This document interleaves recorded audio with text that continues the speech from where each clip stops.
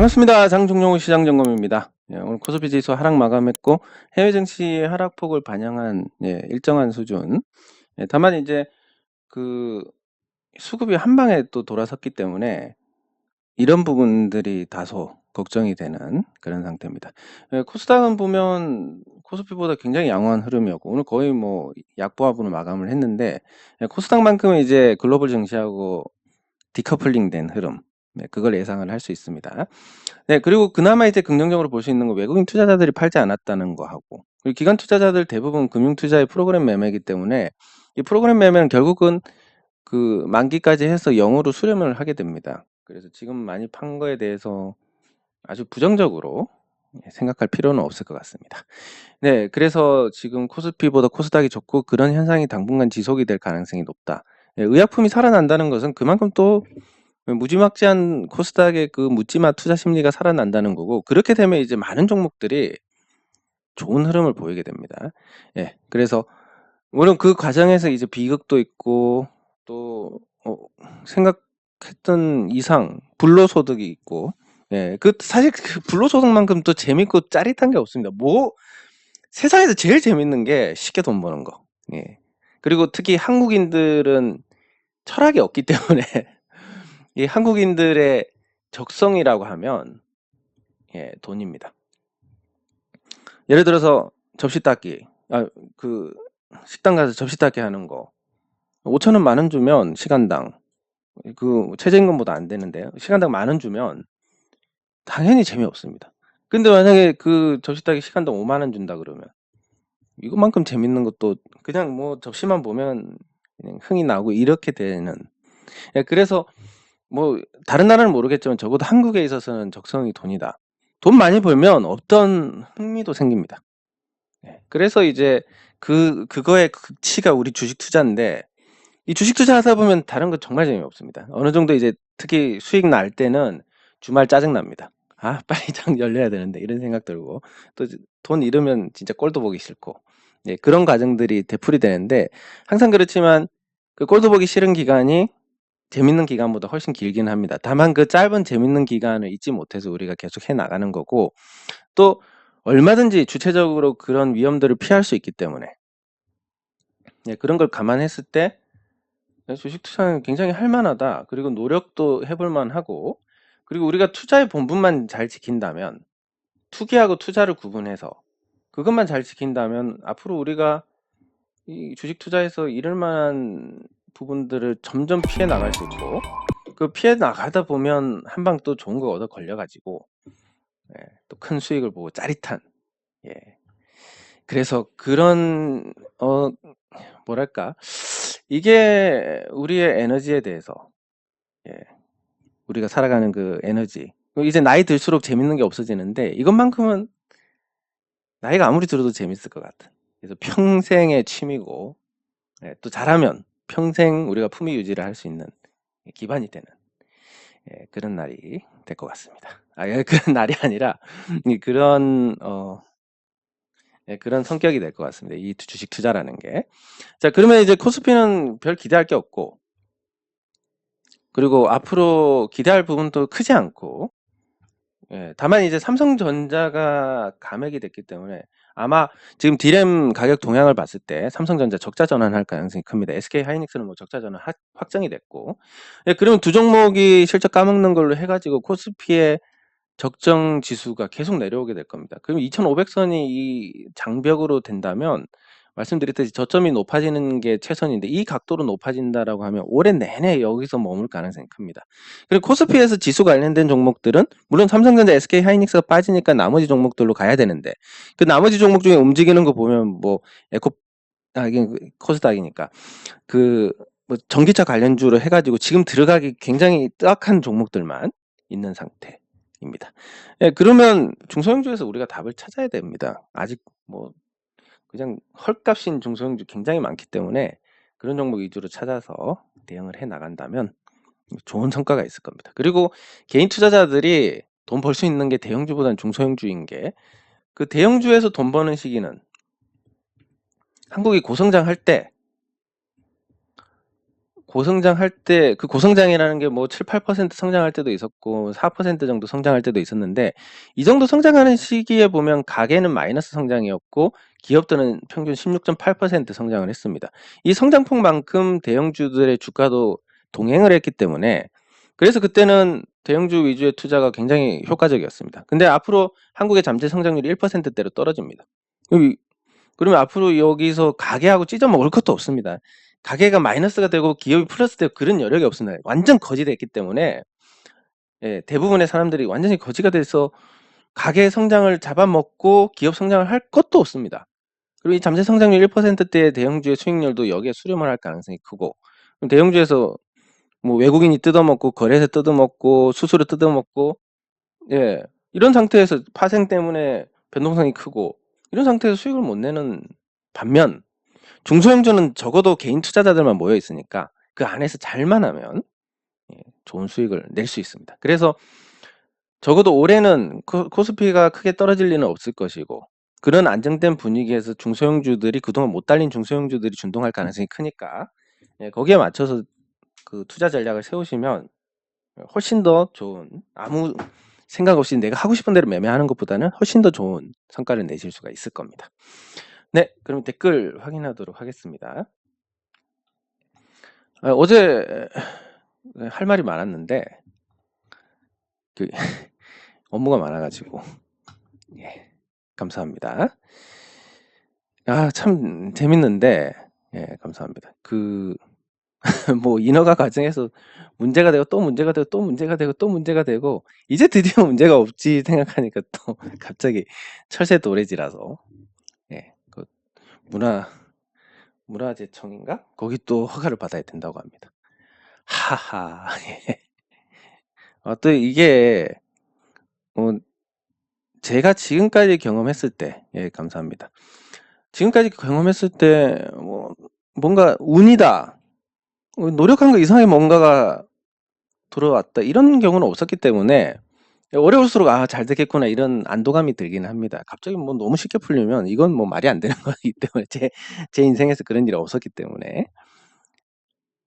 네. 요거 나중에 한번 같이 살펴보도록 하겠습니다. 제가 언급해 드리는 종목들이 잘 움직인다. 뭐 있나 이게 아니라 괜찮은 종목인 것 같은데 잘 움직이려면 시장이 좋아야 됩니다. 시장이 좋으니까 움직이는구나 이렇게 생각하시면 됩니다. 예, 감사합니다. 예, 살 것 같습니다. 진짜 좋아져가지고 얼마 전만 해도 그 침 삼킬 때 면도칼 삼키는 느낌 그리고 뭐 코가 너무 가득 차가지고 이 진짜 더러운 얘기인데 이렇게 세면대가 있으면 그 코 세척하고 코 풀면 이제 여기 코가 가득 찰 정도로 이게 막 뿌려져 가지고 가득 찰 정도로 이제 태어나서 그렇게 코를 많이 구경한 적은 처음인데 그래서 이제 뭐 옛날부터 묵었던 게 다 빠져나온 느낌이라서 좋기는 하고 근데 약 후각을 잃었습니다 제가. 그래서 냄새가 잘 안 나는데 조금 돌아온 것 같기도 조금 돌아온 것 같기도 합니다. 약간 이제 화장품 냄새가 나기 시작하고 네, 그리고 냄새 안 난다고 별로 불편한 것도 몰랐고 둔해서 그런지 라면 끓이기 전까지만 해도 냄새가 안 나는 줄도 몰랐고 예, 그랬었습니다. 예, 양자 컴퓨터. 요거는 우리가 이제 여기서 봐야 될 부분이 이제 방식의 어떤 개선인데 요것도 한번 간단하게 아주 저는 뭐 전문가가 아니기 때문에 기대 이하의 수준에서 말씀을 드리겠습니다. 리노 공업 비중. 예, 알겠습니다. 근데 이제 느끼실지 모르겠지만 이 질문의 수준이 굉장히 많이 올라왔습니다. 이게 보통 이렇습니다. 보통의 주식 관련 질문이라고 하면 뭐뭐 봐주세요. 이게 대체적인 그겁니다. 이 종목 봐주세요. 저 종목 봐주세요. 도대체 뭘 보라는 말인지. 예. 그래서 옛날 같은 제가 젊었을 때는 조금 싸가지가 없어가지고 봐주세요 그러면 봤습니다 하고 끝났습니다. 예, 근데 이제 나이 들어보니까 그러면 안 될 것 같은 마음을 이제 헤아릴 수 있으니까. 예. 그래서 근데 이렇게 구체적으로 질문을 해 주시면 도대체 어떤 부분이 궁금하신지도 제가 잘 알고 또 이런 정보가 많을수록 정확하게 말씀을 드릴 수 있습니다. 굉장히 높은 수준의 질문들이 많이 올라옵니다. 아이고 축하드립니다. 네. 예 축하드립니다. 예. 근데 이 부분은 이제 제가 말씀드리고 싶은 게 물론 이제 제가 여러분들의 시간을 좀 절약해 드리는 그런 부분이 있는데 이 잘 들어서 수익이 났다기보다는 결국은 듣고 싶으면 듣게 됩니다. 이 제가 말씀드리는 부분 제 말을 공감을 하셨기 때문에 요렇게 실천을 하신 겁니다. 즉 제 말은 그냥 그런 어떤 촉매가 됐을 뿐이지 어차피 이렇게 하셨을 거다. 예. 반대로 이제 제가 막 이 얘기 저 얘기 다 하는데 제 말 듣고 이제 손실이 가시는 분들 이분들도 마찬가지로 원래 생각에 그냥 제가 더해 드린 겁니다.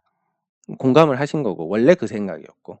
그래서 이제 이해가 잘 안 되실지 모르겠지만 제가 책임 회피라는 게 아니라 뭐든지 무조건 내 탓이다. 제가 뭐 예를 들어서 이상한 정보를 받고 큰 손실을 봤습니다. 그래서 이 큰 손실을 봤으면 이 정보를 준 사람 잘못이다. 요렇게 생각하는 게 일반적이지만 이걸 걸러내지 못한 내 잘못이다. 예, 요렇게 생각하셔야 됩니다. 이게 뭐 억울한데? 진짜 사기꾼처럼 그랬는데 나한테 이거 손실 나면 다 물어준다고 해서 내가 한 건데 예, 그런 것조차도 내가 거르지 못한 내 책임이다라고 생각을 하셔야 됩니다. 그러면 그걸 만약에 정말로 마음속 깊이 받아들이시면 누가 떠들면 뭐 저 애가 뭐 저렇게 떠들어 가지고 책임질 것도 아닌데 내가 저거를 믿어야 되나? 이렇게 비판적으로 생각하게 됩니다. 그러다 보면 점점 이제 이 판별이 잘 되고 또 더 나아가서 영악해져 가지고 정황상 이건 맞는 얘기 같아. 틀린 얘기 같아. 이런 판별까지 됩니다. 예. 그러다 보면 다른 사람들의 좋은 정보는 받아들이고 나쁜 정보는 반대로 하면 되고 그러면 이제 점점 더 수익을 볼 수 있는 방법들이 늘어나게 됩니다. 예. 그래서 항상 자기 책임이다. 아무리 억울한 부분까지도 내 책임이다라고 생각을 하셔야 발전을 할 수 있습니다. 저도 이거 언급하려고 했는데 저 어제 상한가 간 거 보고 깜짝 놀랐는데 드디어 태백산맥님 부활하시는가? 예. 예전에 이제 그 태백산맥님께서 굉장히 유능한 분이셨습니다. 어떤 정도냐면 반대로 아주 일관적으로 가셔 가지고 근데 저도 그때 반대로 갔기 때문에 저도 반대로 가고 또 한 분이 더 계셨는데 요 의견이 일치할 때 굉장히 순도 높게 반대로 갔습니다. 예. 그래서 도대체 우리가 하는 거 왜 이렇게 반대로 되냐 해서 제가 카페 안에서 그때 그 삼성증권과 제휴를 해서 그 당시에 이제 중국 투자 수익률 대회를 했습니다. 중국 증시. 그래서 이 카페 내에서 이런 투자 수익률 대회를 했었고 그래서 이 태백산맥님이 그때 당시에 이 중국 주식에 손을 대기 시작하면서 그 기점으로 중국 증시가 또 폭락을 하는 예 그래서 '해외까지 먹힌다.' 예 그 정도로 이제 위력적이었는데 요즘은 약발이 조금 떨어지신 것 같은데 다시 부활을 하시는가 예 생각이 들 정도로. 왜냐하면 보시면 아시겠지만 KG케미칼 질문을 하셨고 제가 이거에 대해서 저평가인데 이거 저평가 아니고 살짝 부정적으로 말씀드렸고 거기에 또 태백산맥님 공감하셨고 그다음 날 바로 상한가를 갔습니다. 예 이 정도 순도면 굉장히 참고해 보실 만한 부분입니다. 네 감사합니다. 예 죽다 살아났습니다. 예 감사합니다. 네 감사합니다. 예 매력적인 가격. 예 한번 이것도 같이 살펴보도록 하겠습니다. 저는 질문이 많을수록 좋은데 사실 이런 것도 "현대백화점 봐 주세요."라는 것보다 가격이 매력적이다." 이런 의견을 주시면 얼마나 제가 또 답을 드리기도 편하고 좋습니다. 그리고 질문이 많을수록 제가 준비를 하지 않더라도 온전히 시간이 가기 때문에 저도 편한데 예 감사합니다. 그러면 그거 질문에 앞서서 우리가 종목을 한번 살펴볼 필요가 있을 것 같습니다. SM인데 이게 아마 선물이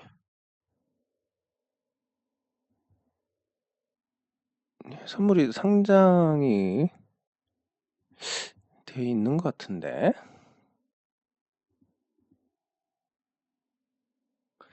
한번 제 기억은 돼 있었던 것 같은데. SM 있습니다.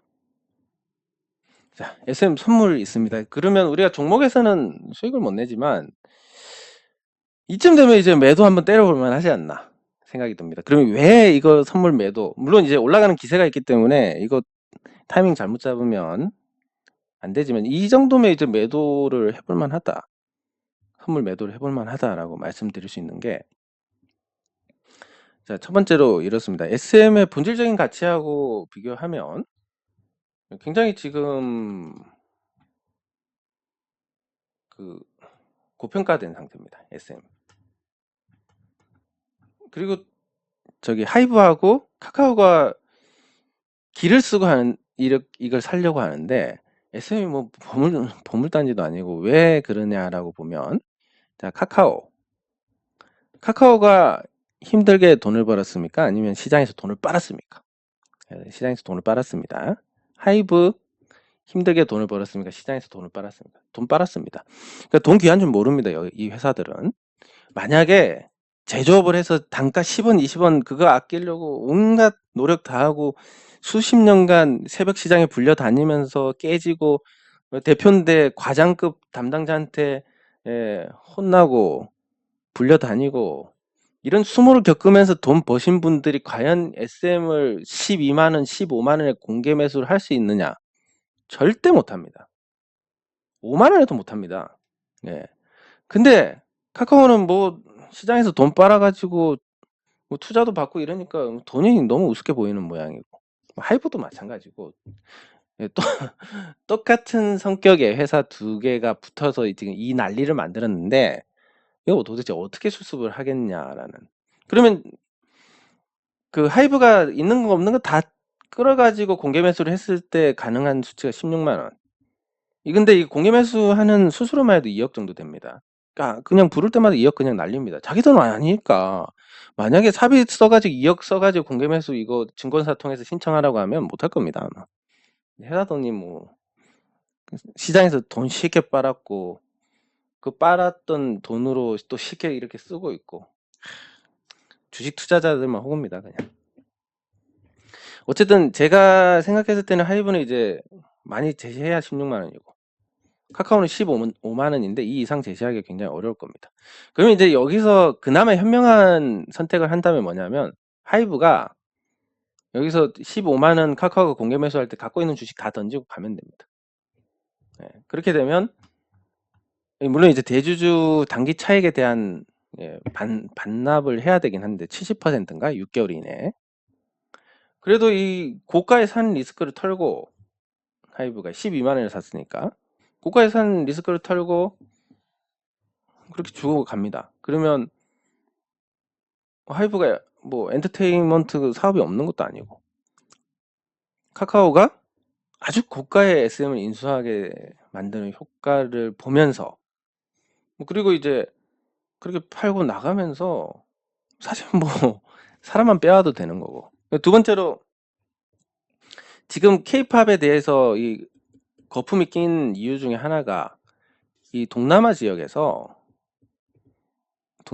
젊은 인구가 많기 때문에 그렇습니다. 그러면 K-팝이 지금 한국에서 어떤 취급을 받고 있습니까? 별로 오타쿠들하고, 저는 요즘 뭐 누가 누군지도 모르고 젊은 애들은 머릿수가 적고 뭐 여기서 돈을 벌기가 굉장히 힘들지 않나 생각이 들고, 동남아 젊은 인구가 급격히 늘어나면서 되는데 이거 한 5년만 지나도 K-팝 안 보는 나이가 됩니다. 왜냐면 이제 옛날에 북적북적했던 데가 지금 왜 이렇게 사람이 없냐, 거기서 활동하던 젊은 세대가 나이가 들어서 그렇습니다. 저도 옛날에 뭐 매일 나가다가 안 나가는 뭐 20대 같은 경우면 한 일주일에 3번 나가는데 요즘은 일 말고 놀러 나간다 그러면 1년에 한 번 나갈까 말까 합니다. 예, 그래서 동남아 젊은 인구 때문에 지금 거품이 껴있고 이게 한 5년만 지나도 끝장날 것이다. 그리고 지금 한계 양쪽에서 매수한 거 거의 한계에 왔습니다. 더 이상 높은 가격에 매수할 수 없을 것이고 SM의 본질적인 가치를 감안했을 때 적정 주가가 SM 같은 경우는 한 5만 원 정도 적정합니다. 예, 그것도 많이 쳐주면 5만 원이고 한 3만 원 정도가 적정한데 지금 16만 원 가 있으니까 이건 매도해야 된다. 돈만 있으면 이건 매도할 텐데 이제 돈이 없어가지고 예, 그래도 뭐 상징적으로 한 1,000만 원만 어떻게든 만들어가지고 예, 해보도록 하겠습니다. 예, 그리고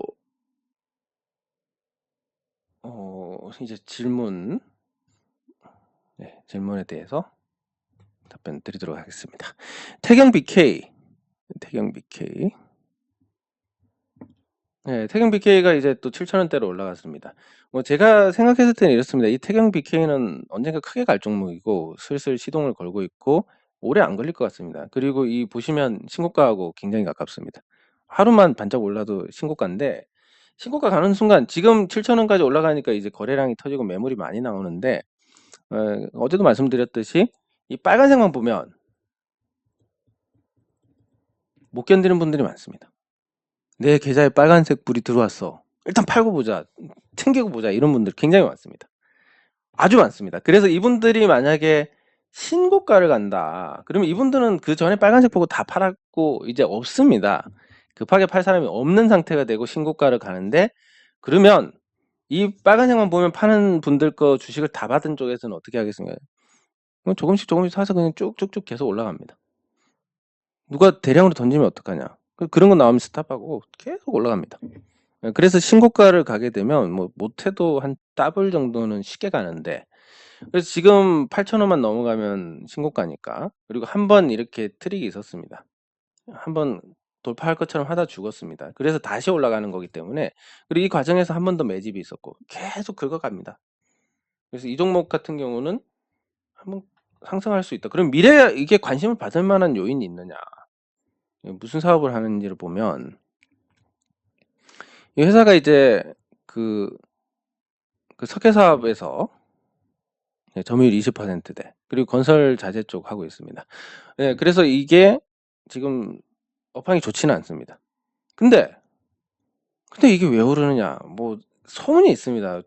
안정적인 이익을 기반으로 전기차 관련된 사업을 한다라는 얘기가 있습니다. 그거 하나 터지면 요즘 분위기에 뭐 신고가 찍고 쭉쭉 달리는 데는 문제가 없을 거다. 다만 이제 저는 비싸게 사는 걸 좋아하지 않으니까 뭐 혹시라도 이렇게 다시 떨어져 내려오면 괜찮지 않을까 싶습니다. 매수가. 예. 어쨌든 뭐 지금 사시는 거는 조금 부담이다. 네, 나중에 5만 원 가도 부담이다. 왜냐하면 중간에 심리가 견디지는 못합니다. 비싸게 사면. 예. 그래서 싸게 사면 무조건 좋고 비싸게 사면 무조건 나쁘다는 게 설사 이렇게 주가가 올라간다 하더라도 올라가니까 여기서 비싸게 사면 된다 하더라도 실질적으로 이 안에서의 흐름은 이렇습니다. 요렇게 가고 있습니다. 그러면 요 비싸게 살 때 여기서 잘못 샀다. 그럼 요 떨어져서 손실 구간을 경험하게 되면 본전에 팔 수밖에 없습니다. 이 본전에서 안 팔고 있으면 수익이다 다시 손실이다가 이런 과정들을 겪기 때문에 견딜 수가 없습니다. 네. 그래서 비싸게 사면 많이 올라갈 종목도 어차피 못 먹기 때문에 사지 말라고 말씀드리는 겁니다.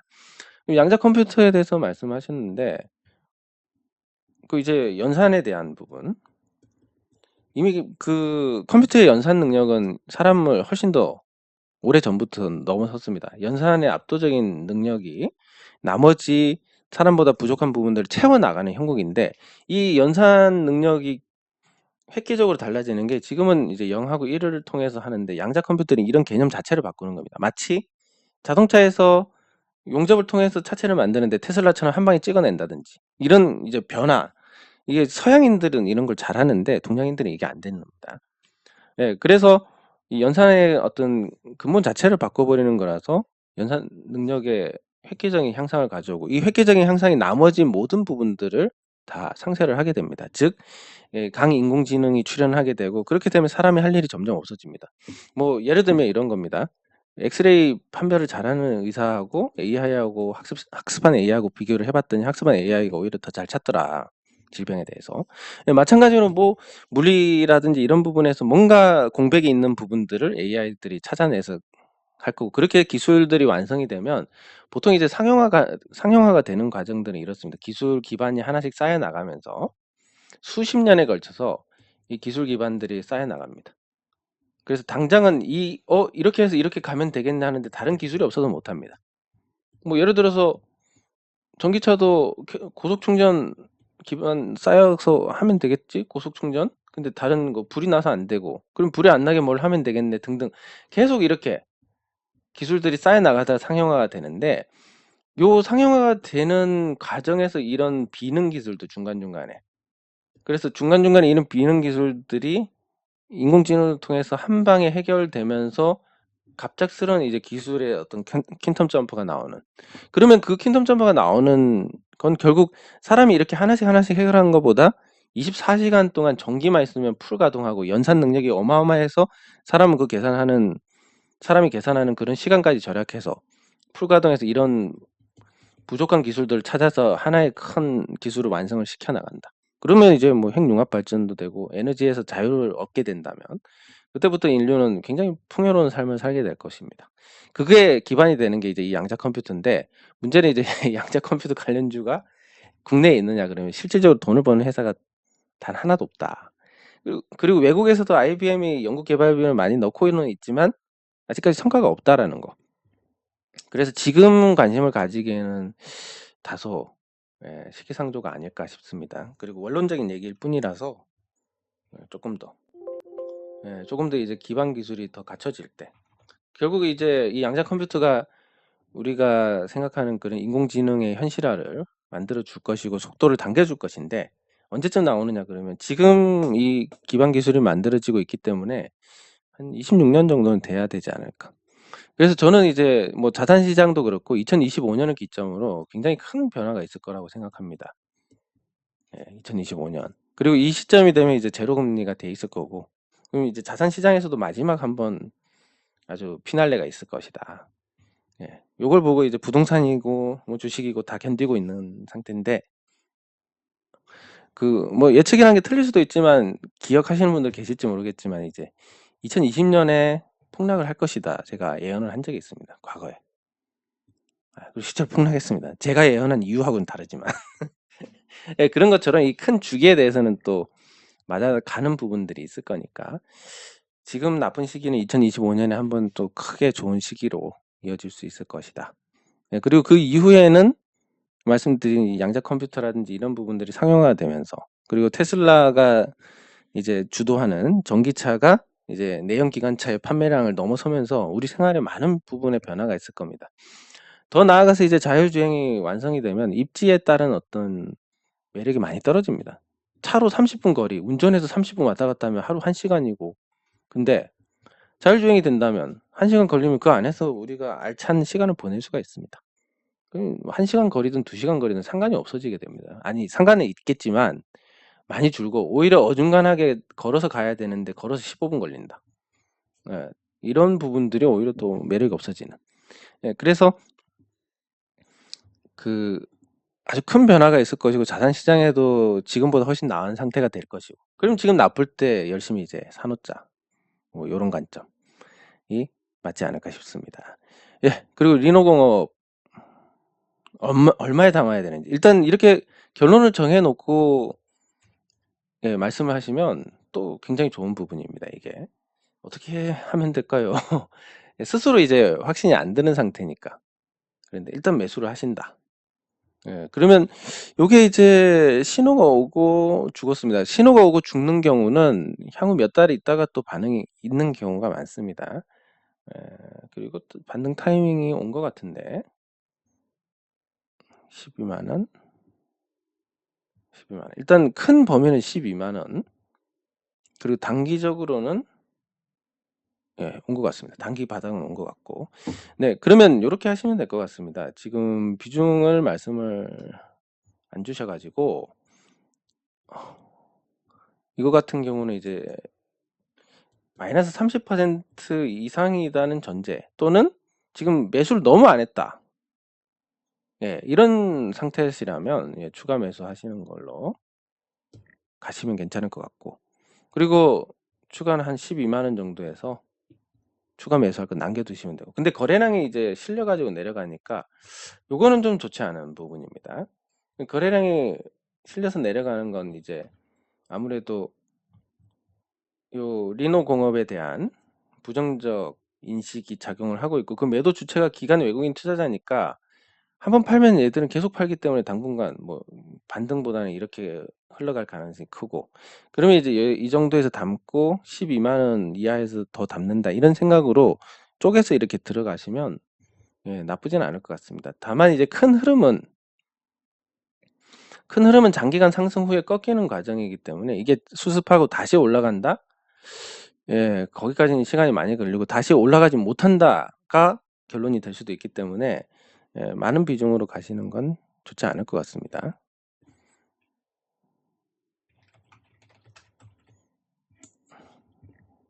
그리고 KG케미칼. 어제 상한가를 갖고 상한가 다음에 거래가 비슷하게 터졌습니다. 이 상한가 거래량과 상한가 위에서 거래량이 비슷하게 터지면 보통 이제 추가 상승에 대한 가능성이 좀 낮아집니다.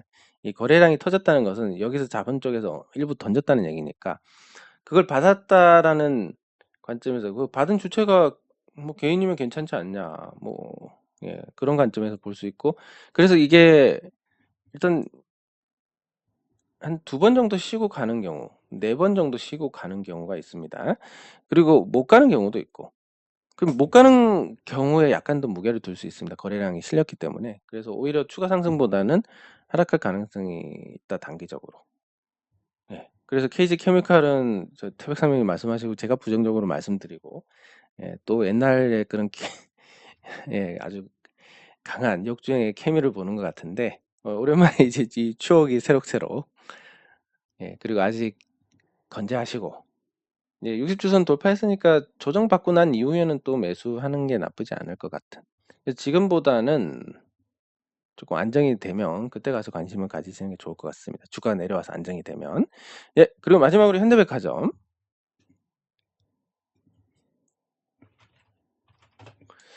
현대백화점 주가가 하락하고 가격적으로 굉장히 매력이 있습니다. 작년 10월 수준, 그러니까 코스피가 최저점일 수준으로 내려왔는데, 그럼 이제 현대백화점이 지금 뭐 실적이 나빠졌냐 그러면 영업 관점에서는 뭐 특별히 나빠진 게 없습니다. 그리고 순이익도 4분기에 적자를 보긴 했지만 그게 심각한 수준은 아니고. 그리고 현대백화점은 고급을 지향을 하고 그러니까 고소득 고객이 많다 보니까 경기 영향을 덜 받습니다. 그런 안정감도 있고 장점이 많은 종목입니다. 주가는 이제 과거에 비해서 많이 내려왔고 충분히 내려왔다 생각하는 시점보다도 더 내려왔기 때문에 가격 매력이 큽니다. 크고 역사적으로 보더라도 2008년 금융위기 수준까지 주가가 가까워지고 있는 상태. 근데 그 이후로 돈을 이 회사가 어마어마하게 벌었기 때문에 그렇게 될 이유가 전혀 없습니다. 2008년 수준으로 주가가 갈 이유가 없다. 그래서 말씀하신 것처럼 가격 매력이 아주 크다라는 건 명백한 사실입니다. 그리고 장기간에 걸쳐서 십수년 동안 계속 하락 추세입니다. 이게 과연 바닥을 치고 돌아설 수 있을 것이냐? 만약에 돌아서고 거에 걸맞는 이제 어떤 반등이 나온다면 이 하락 주기가 길었던 만큼 상승 주기도 길 수 있으니까 충분히 이제 저가 매수로 대응을 해볼 만한 그런 종목입니다. 가격 굉장히 좋습니다. 그리고 뭐 백화점이 뭔가 투자 매력이 없고 성장성이 없다라고 생각이 드는 그런 분야긴 한데, 적어도 현대백화점은 조금 예외적인 모습을 보여주고 있습니다. 매출이 계속 늘고 있고, 인플레이션 상황에서 제품 가격이 오르면 또 매출이 같이 늘 수밖에 없는 구조고, 그래서 지금은 가격 관점에서 저가 매수의 접근은 괜찮을 것 같다라고 판단을 해봅니다. 장 종료 후 시장 점검은 여기서 마치도록 하겠습니다. 수고하셨습니다.